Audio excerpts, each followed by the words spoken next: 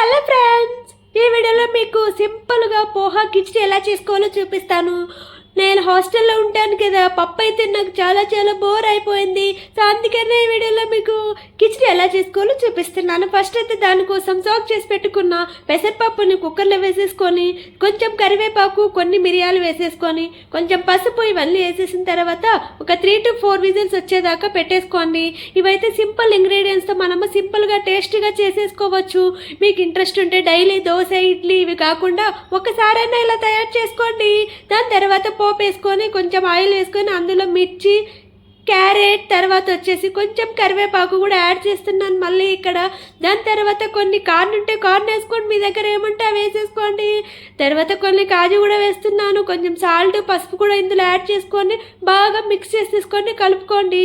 So మీకు interest ఉంటే ఖచ్చితంగా ట్రై చేయండి. ఇంగ్రీడియంట్స్ నోట్ చేసుకోండి. సో దీని తర్వాత మనం పోపు అనేది బాగా ఫ్రై చేసుకొని, కూడా తినాలనుకుంటే మాత్రం మిర్చి, మిరియాలు 2 వేసాను, చూసుకొని వేసుకోండి ఫ్రెండ్స్. దీని తర్వాత మనము కొంచెం వాటర్లో పోహా వేసేసుకొని క్లీన్ చేసేసుకొని ఇందులో వాటర్లో మరుగుతున్నప్పుడు వేసేసుకోవాలి. దాని తర్వాత దీన్ని బాగా కుక్ చేస్తే కొంచెం థిక్నెస్ వచ్చిన తర్వాత ఎంతో టేస్టీగా ఉండే పోహా కిచిడి అనేది రెడీ అయిపోయింది. మీకు ఈ వీడియో నచ్చినట్లయితే ఖచ్చితంగా లైక్ చేయండి, కామెంట్ కూడా చేయండి. కొత్త వాళ్ళైతే సబ్స్క్రైబ్ చేసుకోండి. బాయ్.